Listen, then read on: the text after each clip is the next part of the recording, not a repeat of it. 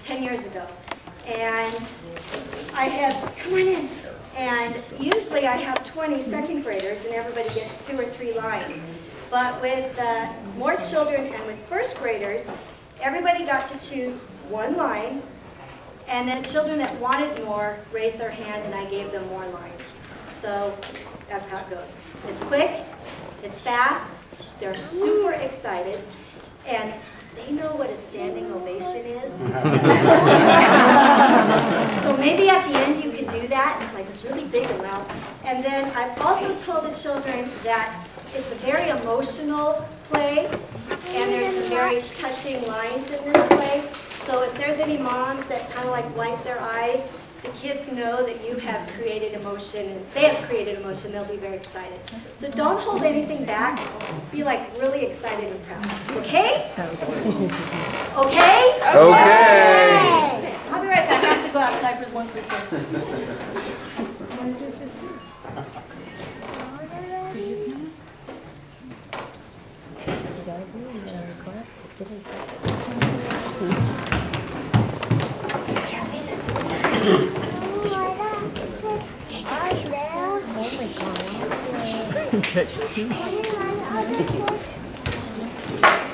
To what? Oh, like recording.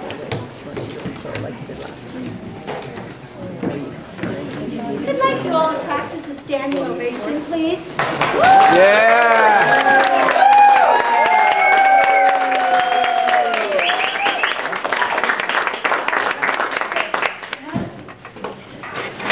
I'm going to open this door to get my hair because we're all nervous.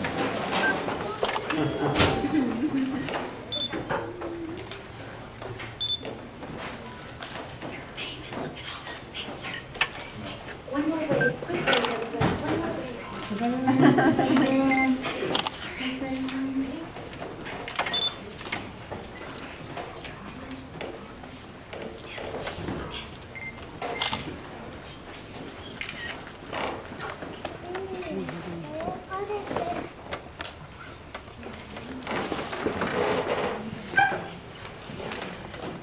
Welcome to our performance, Cadre Grand Old Flag. June 14th is a national holiday, Flag Day. Our flag will be 235 years old this year. Our flag is a special patriotic symbol of our country. The colors began in the United States of America in 1776. Our country needed a flag. Some say that George Washington drew a picture of a flag. He showed it to Betsy Ross. She sewed together the first American flag. But some say Francis Hopkins invented the flag. He was the signer of the Declaration of Independence. No one really knows for sure who invented our first flag. On June 14, 1777, Congress voted for a new national flag. The flag had 13 stripes and 13 white stars. It had 1 star for each of the 13 colonies. The red on the flag stands for bravery and courage. The white on the flag stands for virtue and goodness. The blue on the flag stands for justice and perseverance. Our flag has a few nicknames like the Old Glory, the Red, White. Its first name are the Stars and Stripes. In 1814, Francis Scott Key wrote a poem about our flag.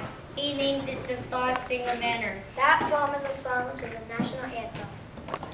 New stars and stripes were added to the flag when new states were added to the Union. In 1818, our flag had 20 stars in the shape of 1 big star. But Congress decided our flag shall only have 13 stripes and 1 star for every state. Every 4th of July, a star would be added to any new state admitted to the Union. In 1876, the flag had 38 stars in the shape of an hourglass.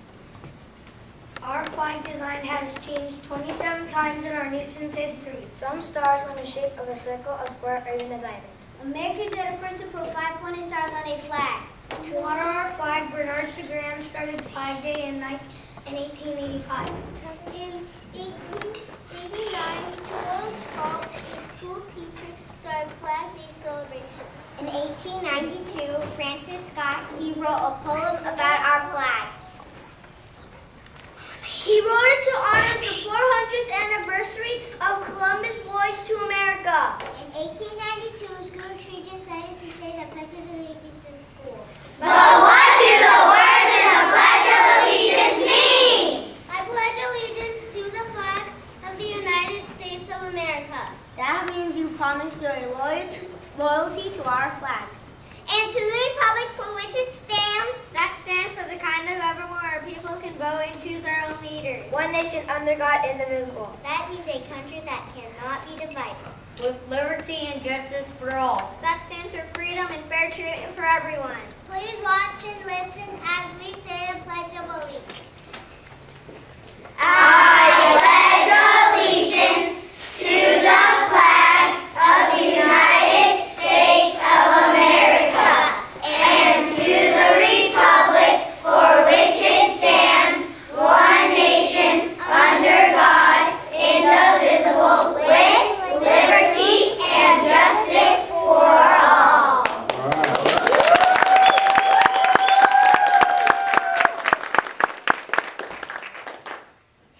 President Wilson chose June 14th as Flag Day in 1960.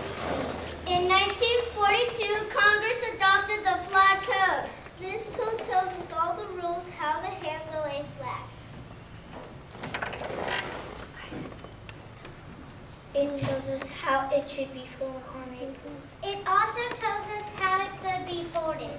A folded United States flag looks like a triangle. It stands for the tricolor hats armband for during the American Revolution. When a flag is flown halfway down the pole, it is said to be flown at half staff or at half mast. It is flown that way to honor the memory of someone who has died. If a flag is flown upside down, that means there is an emergency. Many flags are flown at famous and important events like parades and celebrations.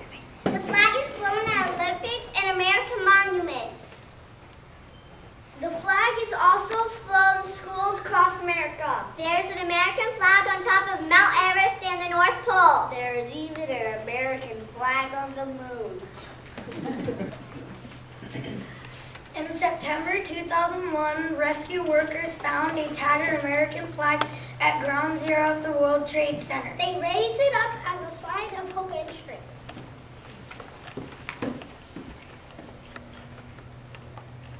Our flag is truly an important symbol of America. It stands for our courage and strength as a nation. The Simmons found the quote whose author is unknown. When you see our glorious flag, the symbol of our country, enjoy the moment. Take time to reflect on how proud you are to be an American.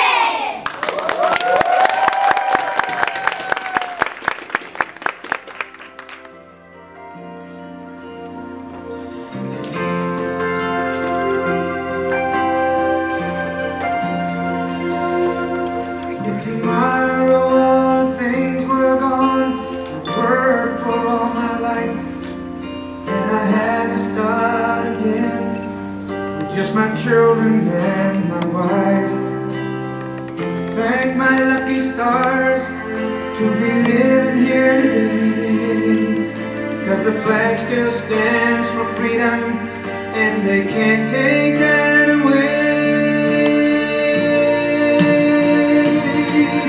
And I'm proud to be an American, where at least I know I'm free. And I won't forget the men who died, who gave that right to me. And I gladly stand up next to you and defend her still today, 'cause there ain't no doubt I love this land. God bless the USA.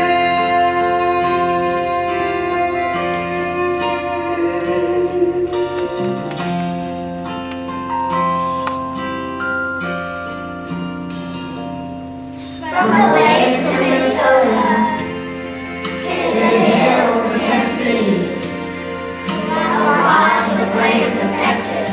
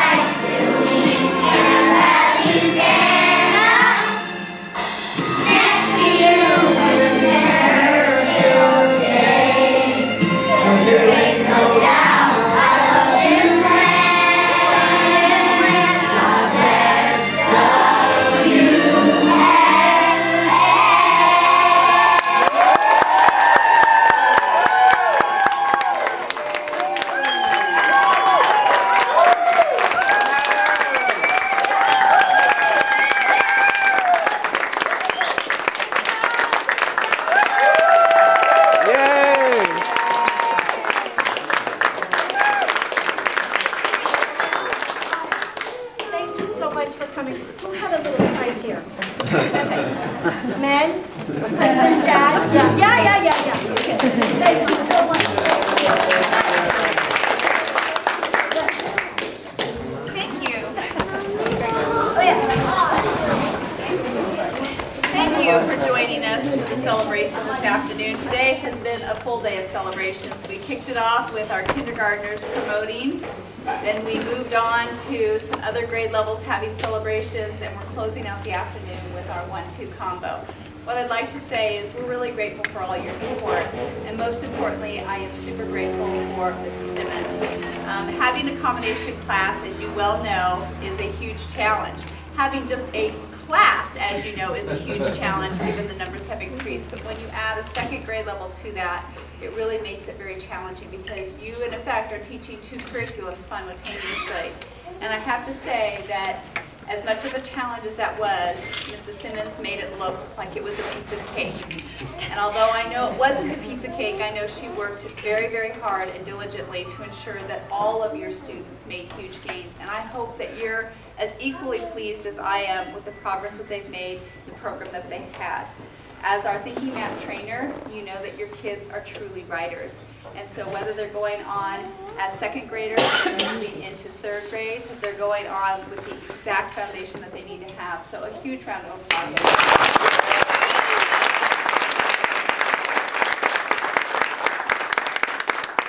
And thank you for your continued support. As you know, our job is getting harder and harder every year with all the fiscal challenges and the other things that we face. Next year is not going to be any easier, but we're committed to you, we're committed to your kids, and we're committed to doing a really great job. So although we face all those challenges, we'll continue to work diligently and your kids will continue to do well. We couldn't do that without you, and we're very grateful for all your support, and not just financial support. Your support, your emotional support, your support when you come in and help in the classrooms, when you show up for events like this. It truly means a lot to us when we can see that all the parents are here, all the parents care, and we're all really committed to the kids, and that really is the #1 priority. So thank you to all of you. And finally, let's give the kids one more big